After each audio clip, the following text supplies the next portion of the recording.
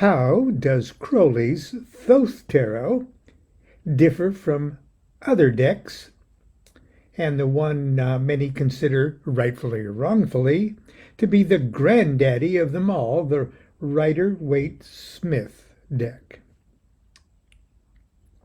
Now, this is not, this is not the Rider-Waite-Smith deck, but it is very, very, very close. This is the BOTA, Paul Foster Case rendition, I guess you'd say, of the Rider-Waite tarot deck. He has added the Hebrew letter associated with it, and Lon Milo DuQuette dutifully hand-painted the line drawings of this card, which is now many, many, many, many, many years old. Anyway, that's the question, okay? And it's a question that was asked me almost 20 years ago in an interview I did for a publication published by the American Tarot Association. And it happened shortly after this came out in 2003, my book Understanding Crowley's Thoth Tarot, which is my unworthy attempt to do an extended commentary on the Book of Thoth and Crowley's Thoth Tarot.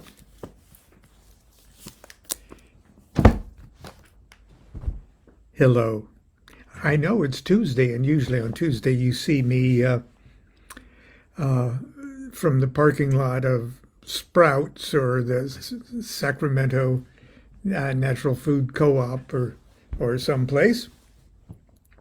But a couple times a year, the good folks at Sprouts, where we shop every week, have a sale. And there's a few things that that we get there that may be considerably discounted, and the sales are on Wednesday. So tomorrow I'll probably be speaking to you from the parking lot instead of today, so I hope I'm not confusing you too much. Anyway, that question was part of the interview, a question and answer interview I did for the American Tarot Association way back when. And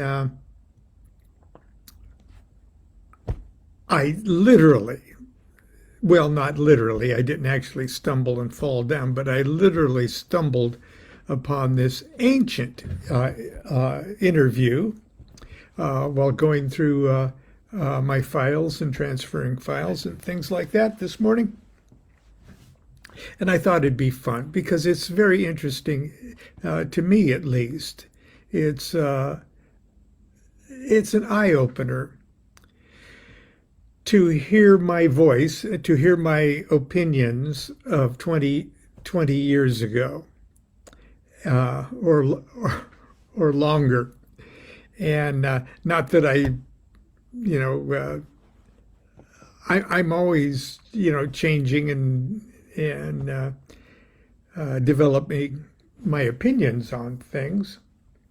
And it's a combination of pride and an embarrassment whenever I read what I say in interviews. Oh God, I was a brash young idiot when I wrote that. And oh, gee whiz. Be that as it may, when you write stuff, you're sort of stuck with it. You sort of chisel it in some kind of a Kasich record stone, and you may as well own it. And in the process of it, you discover things, and you remember things that you knew and that you tucked away neatly someplace, and are not processing it anymore. And it's a wonderful thing to review earlier writings. That's why magicians keep diaries. So anyway, I'm going to read you portions of that interview if you don't mind, because the questions are excellent questions, and my answers are my answers. Are you ready? The question is it possible for someone to use and enjoy the Thoth Tarot deck without knowledge or even an interest in Aleister Crowley, the Kabbalah, astrology, or magic? Good question. My answer? Absolutely.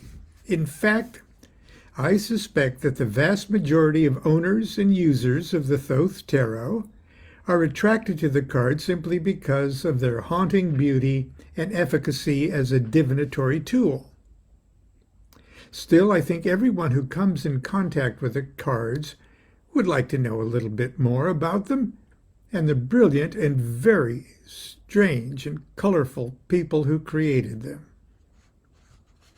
That being said, for people with serious interest in and an abiding love for tarot, the Thoth Tarot offers the opportunity to receive a first-class classical education in the rich wonders of the Western mystery traditions.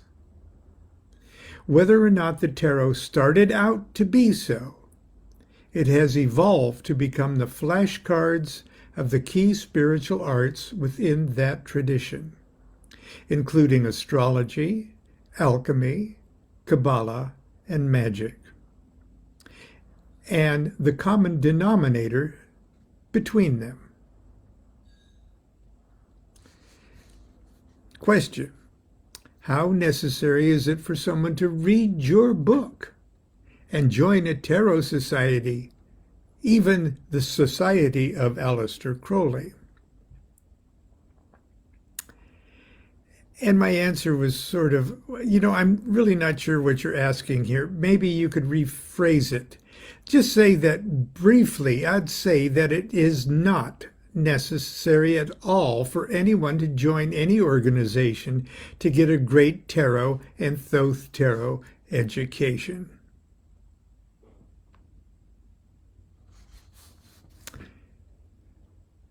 How does Crowley's Thoth Tarot differ from other decks, and the one many consider, rightfully or wrongfully, to be the granddaddy of them all, the Rider-Waite-Smith deck?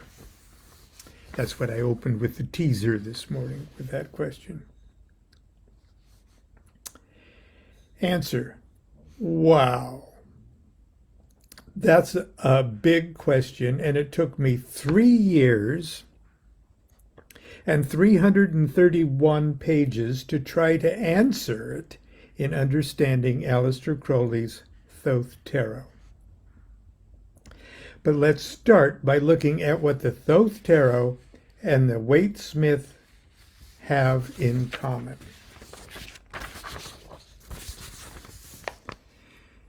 First of all, they are both, to a greater or lesser degree, based on the great-great-grandmother deck, the secret esoteric Golden Dawn deck, which every member of a certain level had to copy.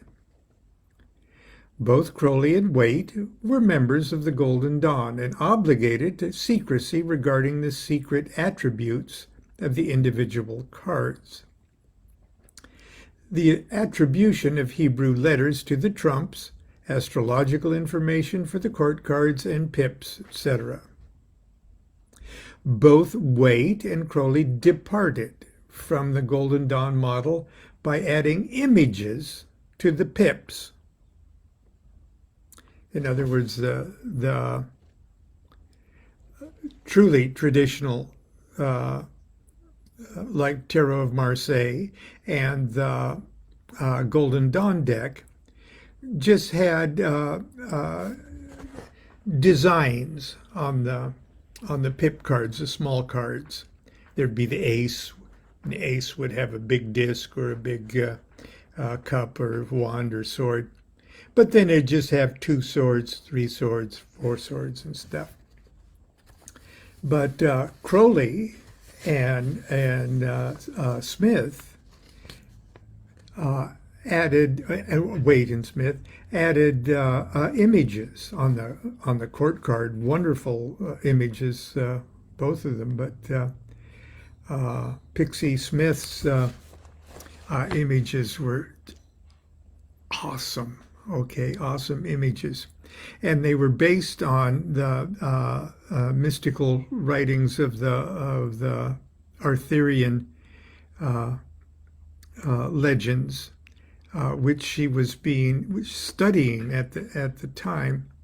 Mary Greer writes a wonderful book describing what was going through Pixie's mind at the time she created it. And of course, the Book of Thoth has awesome innovative designs for the pips. But I digress. Both Waite and Crowley departed, by adding pips. Waite and Smith created their deck to introduce the mysteries to the general public, not as a vehicle to reveal the mysteries. They certainly succeeded. It'd be very hard to develop a complex or overly esoteric dogma around their deck. Waite did a great job of not violating his Golden Dawn vows. What I'm not sure he foresaw was the fact that over the years, his deck and Pixie's deck would become so wildly popular that it would become an extremely powerful and accurate self-referential divinatory tool of its own. But it sure the hell, in other words, the Waite-Smith deck might not be a Kabbalistically perfect tarot, but it sure the hell is a perfect some kind of tarot, and will likely remain the most popular tarot deck in the world for many years to come. Crowley and Harris, that's Frida Harris, the artist of the Thoth Tarot, began work on the Thoth deck nearly 40 years later, long after the Golden Dawn's demise. Crowley was racing death to pour the totality of his knowledge into the images of the cards and his textbook, the Book of Thoth. Far from trying to conceal the mysteries, Crowley was letting it all hang out as never before. Question. Given that the majority of Thoth fans seem to think that the Book of Thoth and other writings a la Crowley are the penultimate and only necessary lessons for understanding the deck, what does your book add that was missing from Crowley's writings?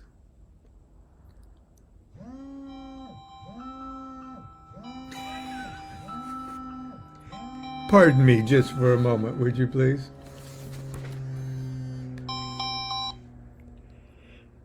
Hello, Rob. Yeah, it's me. Hey, I just wanted to know, both of you know that it's the Cancer Discover Shop on Douglas Boulevard in Roseville where she works. Cancer Discover Shop. Okay. I'm currently on the air with my show, but I'm right. Sorry to interrupt. That's all right. Thank you. Cancer Discover Shop. Yeah, on Douglas Boulevard. Okay, on Douglas. All right. Okay, thanks a lot. Drive carefully. Oh, yeah. See you later. All right, bye-bye.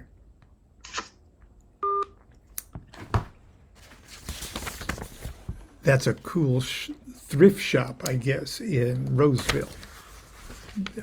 Obviously, I'm digressing here. That is Robert Patton. Okay, I took a pic. We had coffee this morning. He's an old dear friend. If you've ever read My Life with the Spirits or Low Magic, or I mentioned Bob. I don't want to embarrass him. Okay, I know he's on Facebook, but he never listens. He is one of those absolute magical characters that everyone should be lucky to have in their lives. In My Life with the Spirit, I call him Mad Bob. I'm into all of this stuff primarily because of Mad Bob. I bought the Thoth Tarot many years ago when I was a BOTA student. And I knew nothing about Aleister Crowley. I didn't even know the name. And I freaked out when I bought the deck and looked at it. I love the deck. I love the Thoth Tarot deck. It was awesome, but it sort of freaked me out because it was so different. And then I looked up in a cheap little occult dictionary, and they said it was designed by Aleister Crowley, a famous Scottish Satanist, and they performed a black mass at his grave and stuff like that. And that freaked me out. And Bob came, he was out of the country gardening. And we hadn't seen him in a year or so. And he asked, well, what are you up to? And I said, I'm into this tarot cards and kind of Kabbalah stuff. And speaking of tarot and Kabbalah, I got the Satan cards. And whoa! And he's, what Satan cards? And I showed him the deck here. And I think I've actually got the deck itself. Well, maybe I put it away. And he looks at it and said, he looked at me like I was the stupidest guy in the world. And I knew that he was thinking that because he said, you're the stupidest guy in the world. This guy he knew more about everything that you want to know about than any other person on earth. And I said, but was he a Satanist? And he goes, no, God, no. Well, yes, but no, if he was a Satanist, he was a good kind of Satanist. You'll just love him. And it was Bob that made me get those cards back. I'd given them away to my brother. And he said, you read that book. He says, I read this guy's autobiography when I was in a cave down there in Guatemala growing whatever it was he was growing down there. And you'll just love him. So, and that was him calling. That was quite a digression, wasn't it? I'm glad I answered the phone, though. Anyway, where was I? Okay. The question was, given that the majority of Thoth fans seem to think that the Book of Thoth and other writings a la Crowley are the penultimate and only necessary lessons for understanding the deck, what does your deck add that was missing, or what does your book add that was missing from Crowley's writings? And my answer is, I hope I haven't added anything to Crowley's writings. My intention was to make Crowley's rather difficult writing on the subject more immediately understandable to those who find his work hard to understand. I certainly could have used a little help understanding Crowleyese when I first became interested in the book, in the deck. I have to disagree with you when you suggest that the majority of Thoth fans are Crowley snobs. The number of individuals on this planet who have studied Crowley enough to even pretend to be Crowley snobs is minuscule compared to the number of people who in the last 30 years have purchased and enjoy the Thoth Tarot. Question. Why, in your opinion, is the Thoth Tarot deck the second most popular deck as per sales only, by tarot users. Now, this was back in 2002, 2003. What has led to its popularity and continued study even prior to your book? Answer. Why is the Thoth Tarot a perennial favorite? In my opinion, it's simply because it is beautiful. And in beauty is eternal truth revealed. It's a magnificent attempt to capture in images and colors the perfect balance of the universe. Again, I beg to disagree with you when you suggest that its popularity is judged as per sales only. Our own ATA-er, Michelle Jackson, writes, quote, "My observations would lead me to believe that among professional tarot readers, the Thoth deck is second only to the Rider-Waite as the most popular." Question. So who was Thoth anyway? It's a good question. And while you're at it, to clarify the discussion recently occurring on a prominent tarot e-list, what is Tahuti? How important is the understanding of Tahuti to the overall ideas with this book? Answer. Thoth and Tahuti are two names for the same Egyptian god whose duties and attributes evolved and were transferred to the Greeks in the person of Hermes and the Roman Mercury.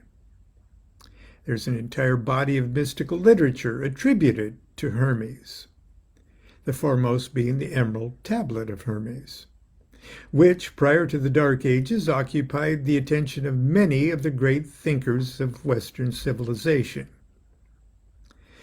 The Western mystery tradition is often referred to as Hermeticism, and the arts which grew out of it, including astrology, alchemy, and eventually Kabbalah-based tarot. Question. You are considered to be a foremost authority on the life, works, and magical rituals of Aleister Crowley. As you prepared this book, you refer to how each subsequent read of a guidance text, Crowley's Book of Thoth, revealed new insights that were helpful in preparing your own book. In your book, you describe how Crowley's Book of the Law was written to prevent the formation of doctrine to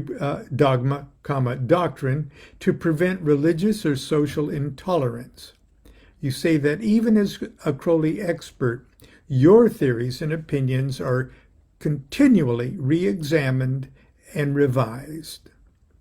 As Crowley dogma espouses the idea of there being no dogma, can you discuss this entire phenomenon of open interpretation? My answer, yes, but I'll probably change my opinions before this goes to press. But I go on. My alter ego, Rabbi Lamed Ben Clifford, says in one of his 10 command rants, "Look hard enough at anything and you'll eventually see everything." Buddhists say that the pure Buddha nature can be found in anything and everything. 5 pounds of flax or even excrement.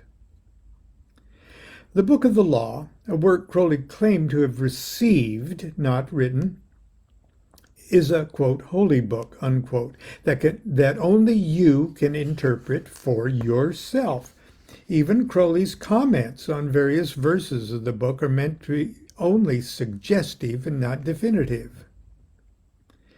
This puts the study of the book on the same par as the Buddhists contemplating 5 pounds of flax. If you can't find the truth in 5 pounds of flax or the Book of the Law, you can't find the truth anywhere. Question. As a corollary or continuation of the previous question, why do you think that it is that so many people who profess to be Crowley experts and or revere Crowley above all others refuse to see that one of the first things he stressed was, quote, the art of progress is to keep intact the eternal, yet to adopt an advance guard, perhaps in some cases almost revolutionary position in respect to such accidents as are subject to the empire of time. And that's a quote from the Book of Thoth itself, page 25. I may be wrong, but when I read that, as I have many times over the year, I understand that Crowley did not want people ever to remain complacent and smug, to take knowledge, quote, as is, unquote, and unchangeable, but rather to always push the envelope and evolve with the times as new knowledge is revealed. I believe this is still the question. This is her question. I believe he was absolutely dedicated to revealing these pieces of the puzzle he deciphered and held, but was open to future discoveries. Am I wrong? I perceive Mr. Crowley is still laughing at those who misunderstand him, even in his name. My answer to that observation was, Amen. So mote it be. All give hailing sign. Right on, sister. In my opinion, you are 666% correct. I only wish I and everyone who pretended to be a Thelemite or a Crowleyite had your grasp of that big picture. I suggest your readers reread what you just said.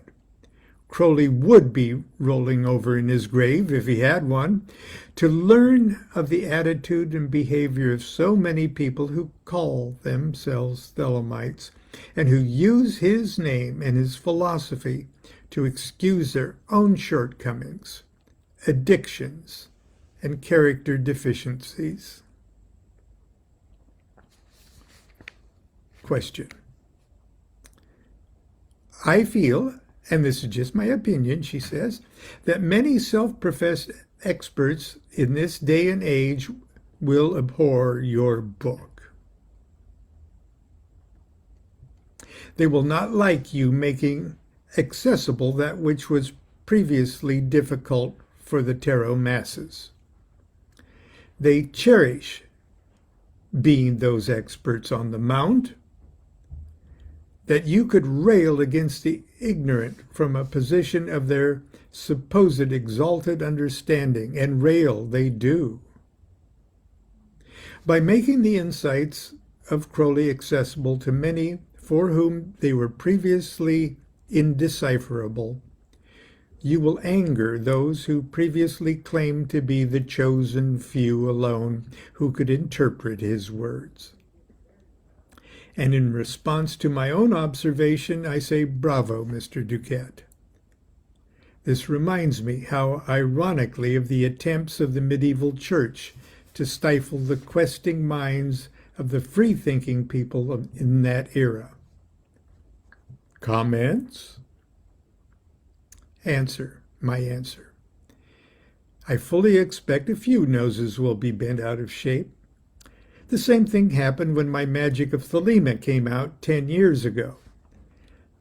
I received letters damning me in so many words for robbing potential serious magicians from the initiatory ordeal of struggling to ferret out secrets buried in tons of Crowley material, or the magic quest of finding out-of-print books that they didn't possess. Sorry, guys.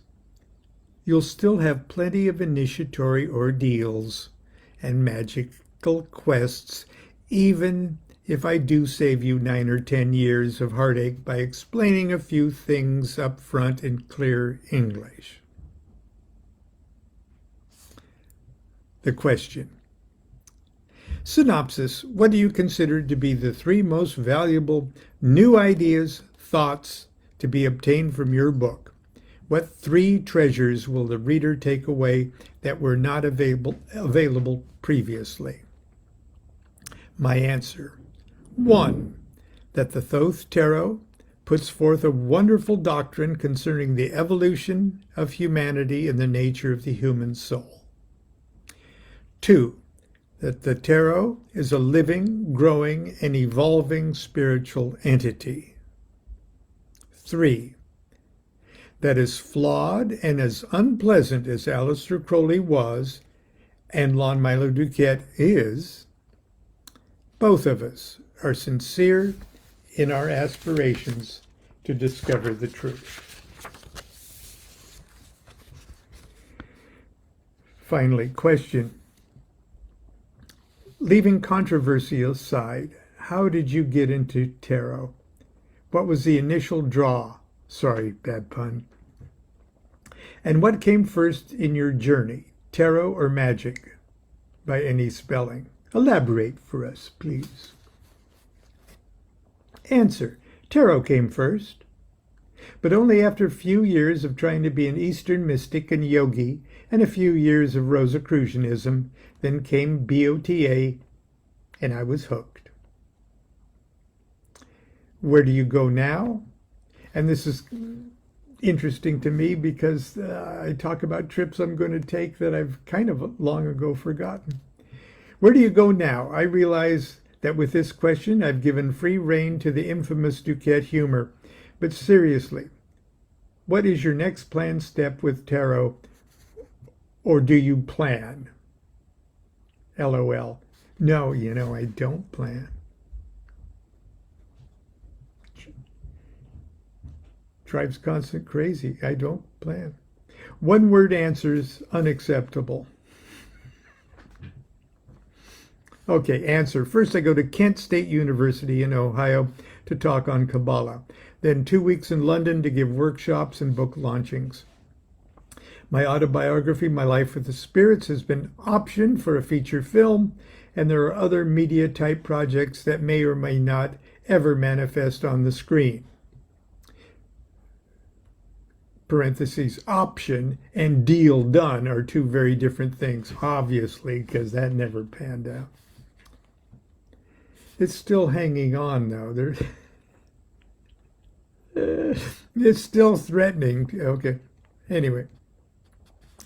My new book for Wiser is nearly finished. It's an over-the-top look at oracles and divination, and the working title is Funny You Should Ask, but it was turned into the Book of Ordinary Oracles. It will include my Tarot of Painful Truth, Mark Twain Oracle, and the Yi Ching of Milo. And we should see this in 2005. Wow. Want to interview me? It says. Question. Anything else? My questions have just been the tip of the iceberg. Is there anything I've missed that you'd like to address? And my answer just simply was, I think you did great. Please fix any obvious typos. I'm sure I've given you a few. Thanks again for the wonderful opportunity, and I hope my answers are okay. My best, Lon. So that's how I handled that interview way back then. And tarot is still a big part of my life. As many of you know, I still read kind of professionally, and ever since I've discovered that little camera button on the Facebook message page, I don't have to make people spend money on telephone calls, so I give telephone readings, and we can actually see the cards and see my happy face as I read. If you're interested in a reading. This is usually from Halloween to New Year's Eve is a really busy time of year for me. So if you're looking for a reading, the earlier we book your favorite date, the better. Anyway, that being said, wow, I've gone way over. I'll see you tomorrow, probably from some parking lot, hopefully, if my car gets us there. Till tomorrow, continue to be good to yourself. Be good to each other. Do what thou wilt shall be the whole of the law. Love is the law, love under will.